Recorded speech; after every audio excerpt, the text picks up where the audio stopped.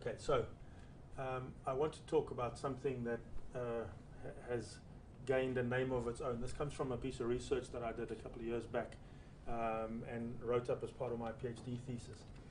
I'm using this reference to a model in a very loose sense. It's just by sort of common use amongst the people that I've been working with. People talk about this as the Flux model. I never claimed it was a model, but let me just show you what the ideas are around that. So the premise is, in essence, that out there are a set of let's call these market opportunities.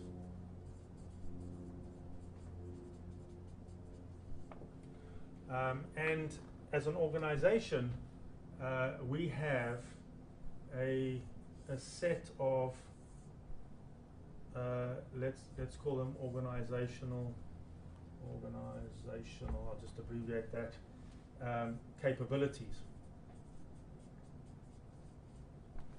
Okay, and if you think of these in terms of how they map to each other, then what you notice immediately is that there are some mismatches. For example, in this particular instance, if I was to just make a connection here, I draw this line across like that. This part here, we seem to have a problem in that we don't have capabilities in the space that addresses this particular part of the market. So if I just do this across so that you can see the relationship.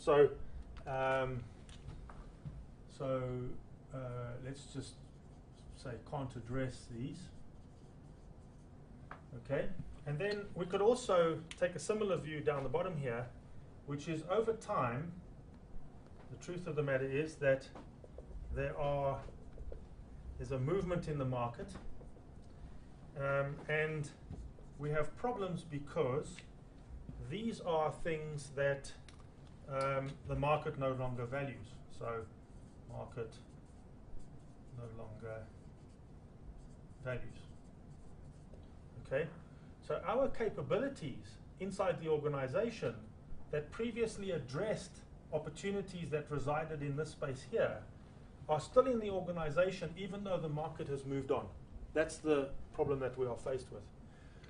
So what has this got to do with strategy, and why is it called the Flux model? Well, the flux is because the market is constantly moving and the organization is constantly adjusting to find its place relative to the market over time.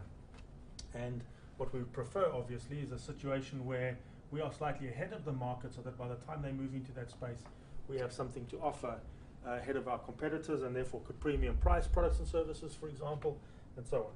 Now, the risk, of course, is that we have an organization that looks like this, and the kind of vanilla perspective is we say, well, the answer to the problem, of course, is that our strategy, therefore, is simply lining up between what we have and what the market needs, and that solves our problem. And in fact, that is not the approach that we would take.